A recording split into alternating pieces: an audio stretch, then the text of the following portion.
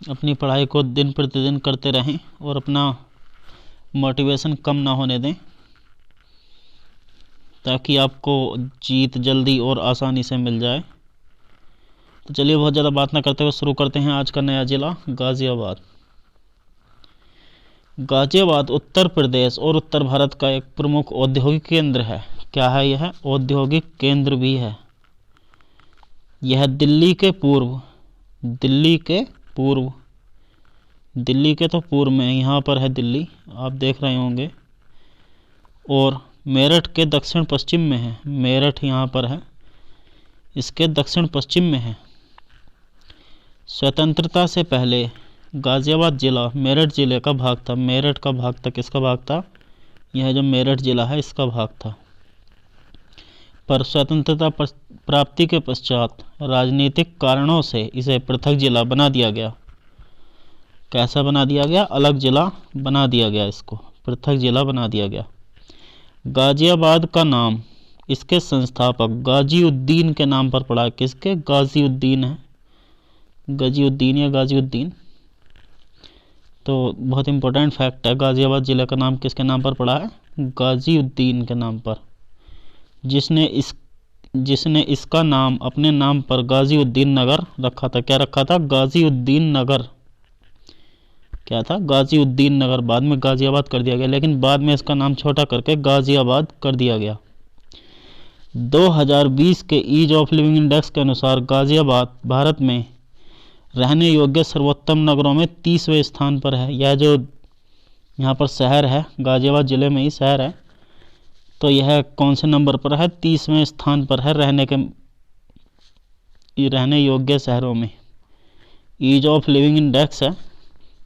ऐसे सर्वे होते रहते हैं, बहुत सारे सर्वे चलते रहते हैं, अभी बहुत सारे सर्वे चल रहे हैं।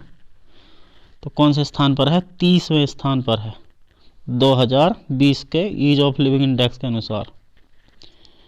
चलिए देख लेते हैं नेक्स्ट क्या फैक्ट है इसके बारे में। और गाज़ियाबाद जिले की स्थापना 1740 में मुगल सम्राट मोहम्मद साहब के वजीर गाज़ीउद्दीन ने की थी। तो गाज़ीउद्दीन कौन था? मोहम्मद साहब का वजीर था, जो कोलकाता से पेशावर तक जाने वाली ग्रैंड ट्रंक रोड पर, यहीं पर ग्रैंड ट्रंक रोड निकल रही है, उस पर की थी। और उसके नाम पर इसे गाज़ीउद्दीन नगर कहा जाता था। किसके नाम पर? गाज़ीउद्दीन जो वजीर था, किसका वजीर था? मोहम्मद साहब का वजीर था। मुगल काल में गाज़ियाबाद और इसके आसपास के क्षेत्र, विशेषकर हिंडन के तट पर, जो हिंडन नदी है इसके तट पर मुगल शाही परिवार जो है उनका पिकनिक स्थल था। वो घूमने जाते थे, पिकनिक मनाने के लिए जाते थे। कब? मुगल काल के टाइम पर घूमने के शौकीन थे काफ़ी वो। 1763 में भरतपुर के राजा सूरजमल की मृत्यु रोहिले आप जानते होंगे, नहीं जानते हैं तो किसी आगे वीडियो में बताएंगे उनके बारे में भी। रोहिले के हाथों इसी स्थान के पास हुई थी। कहाँ पर? गाज़ियाबाद के पास में। गाज़ियाबाद की 1857 की भारतीय स्वतंत्रता में काफ़ी भूमिका रही है। किसमें? 1857 की लड़ाई हुई थी, यहीं से स्वतंत्रता की स्टार्ट हुई थी, स्वतंत्रता संग्राम की स्टार्ट हुआ था, तो उसमें भी महत्वपूर्ण भूमिका रही है। मई 1857 में यहाँ दिल्ली तक जाने वाले हिंडौन मार्ग की रखवाली कर रहे सेनानियों का सामना ब्रिटिश सेना से हुआ। किसकी सेना से हुआ? ब्रिटिश सेना से, जो छोटी सी टुकड़ी थी, लेकिन इसमें उन सेनानियों की हार हुई। क्यों हार हुई? क्योंकि इनके पास तीर वगैरह होते थे और उनके पास जो गोलियां वोलियां वो लेकर आते थे। ये काफ़ी हमसे ज़्यादा आगे थे, मतलब भारत की जो सेनाएं थी इनसे अधिक आगे थे ये। इनके पास तोपें वगैरह भी होती थी और आधुनिक हथियार होते थे, उस समय के आधुनिक हथियार। 1864 में नगर में रेलवे के आगमन के साथ ही नगर के नाम को गाज़ीउद्दीन से छोटा कर गाज़ियाबाद कर दिया गया। कब किया गया? 1864 में, जब यहाँ पर रेल चलनी शुरू हुई, तब इसका नाम बदल कर गाज़ीउद्दीन नगर से क्या कर दिया गया? गाज़ियाबाद नाम कर दिया गया। गाज़ीउद्दीन नगर बोलना बहुत बड़ा था और गाज़ियाबाद सीधा सीधा बोला जाता है, टंग ट्विस्टर नेम नहीं रहता है फिर। चलिए और नेक्स्ट फैक्ट देख लेते हैं इसके बारे में। दिल्ली और लाहौर को जोड़ने वाली सिंध पंजाब और दिल्ली रेलवे लाइन को अंबाला से गाजियाबाद तक उसी वर्ष खोला गया था। किस वर्ष खोला गया था? जब रेलवे का आगमन हुआ 1864 में, उस समय खोला गया था। 1870 में सिंध पंजाब दिल्ली रेलवे की अमृतसर सहारनपुर गाजियाबाद लाइन के पूरा होने के साथ मुल्तान से भी यहाँ पर सीधी रेल सेवा शुरू की गई। कहाँ से? मुल्तान से भी सीधी रेल सेवा शुरू हो गई। Ghaziabad railway station east Indian railway और सिंध पंजाब दिल्ली रेलवे का जंक्शन बन गया। ईस्ट इंडियन रेलवे और दिल्ली सिंध पंजाब रेलवे का जंक्शन कौन बन गया? Ghaziabad railway station. इन्हीं दिनों यहाँ पर वैज्ञानिक समाज की स्थापना भी हुई, जिसे सर सैयद अहमद खान के शैक्षिक आंदोलन में एक मील का पत्थर माना जाता है। किस समाज की स्थापना हुई? वैज्ञानिक समाज की स्थापना कब हुई? लगभग 1870 के आसपास में। उस समय किस समाज की? वैज्ञानिक समाज की स्थापना हुई। और सर सैयद अहमद खान बहुत ही इम्पोर्टेंट व्यक्ति थे उस समय पर। इनके बारे में भी आगे हम बात करेंगे। ब्रिटिश राज की अधिकांश अवधि के दौरान मेरठ और बुलंदशहर के साथ गाजियाबाद में भी मेरठ सिविल जजशिप के तहत जिले के 3 मुंसिफों में से एक था।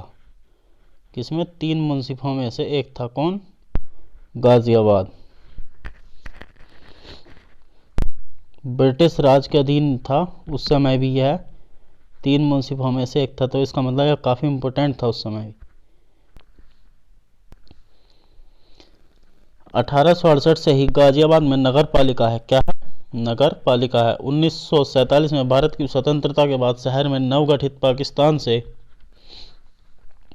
लोगों का आगमन हुआ और वहाँ पंजाब प्रांत से भी जो कुछ लोग आए और यहाँ पर कई कल कारखाने, यहाँ पर नए नए कार्य उन्होंने कारखाने बनाए जीवन यापन के लिए, अपने जीवन यापन के लिए। तो कोई ना कोई कुछ ना कुछ तो करते ही वो, जब पाकिस्तान से भागकर यहाँ आ गए थे। 1967 में गाजियाबाद नगर पालिकाओं की सीमाओं का विस्तार दिल्ली और यूपी की सीमा तक हो गया। यह कहाँ पर पड़ता है? दिल्ली और यूपी के बीच में पड़ता है। यहाँ पर दिल्ली और यूपी की सीमाएं मिलती हैं।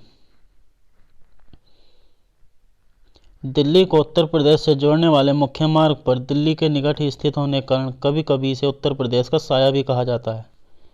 यह कभी क्वेश्चन आ जाए कि उत्तर प्रदेश का साया कौन से डिस्ट्रिक्ट को बोला जाता है, तो गाजियाबाद को। इम्पोर्टेंट फैक्ट है, इसको थोड़ा सा याद रखना। गाजियाबाद हिंडन नदी के तट पर बसा हुआ है। कौन सी नदी के? हिंडन नदी के तट पर बसा हुआ है, जो शहर के मध्य से होकर बहती है। यह भी ध्यान रखने वाली बात है। कहाँ से होकर बहती है? मध्य से होकर बहती है। और इसे 2 हिस्सों में विभाजित करती है। कितने हिस्सों में बांटती है? 2 हिस्सों में बांटती है। जब मध्य से जाएगी तो 2 हिस्सों में तो स्वयं ही बढ़ जाएगा। नदी के पश्चिमी हिस्से पर बसे हुए, जो नदी के पश्चिम है, हिंडन नदी के पश्चिमी साइड में बसा हुआ हिस्सा है, उसे क्या बोलते हैं? ट्रांस हिंडन। क्या बोलते हैं? ट्रांस हिंडन। और पूर्व के और जो हिस्सा बसा हुआ है उसको सिस हिंडन बोला जाता है। क्या बोला जाता है? सिस हिंडन। काफ़ी इम्पोर्टेंट फैक्ट है, इसको भी थोड़ा सा ध्यान रखना आप। चलिए, यह रहा गाजियाबाद का नक्शा। यहाँ पर गौतम बुद्ध नगर है, डासना भी है यहीं पर पास में, मोदी नगर भी गाजियाबाद में ही है, मुरादनगर, निवारी और मेरठ कहाँ पर है? यह बागपत की भी सीमा इससे लगती है। और दिल्ली तो लगता ही है, आपको पता ही होगा। आपने जब दिल्ली गए होंगे तो गाजियाबाद भी देखा ही होगा, अगर आप यूपी की तरफ से जाते हैं तो। यह जो है दिल्ली की तरफ से जाता हुआ NH-24 पड़ रहा है और यह NH-58 है।